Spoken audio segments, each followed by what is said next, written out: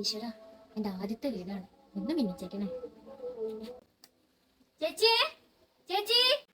ആരാപ്പ അത്? കയ്യിലൊന്നുമില്ലല്ലോ കൊടുക്കാൻ. ഇവിടെ നിന്നില്ല കുട്ടിയെ, പോയിക്കോ. ഞാൻ അമ്മ ഉദ്ദേശിച്ച ആളല്ല. ഞാൻ മാർക്കറ്റിംഗ് ആയിട്ട് ഒരു പ്രൊഡക്റ്റ് പരിചയപ്പെടുത്താൻ വന്നത്. ഇവിടെ ഒന്നും വേണ്ട മോളെ, പൈസ ഇരിക്കില്ല.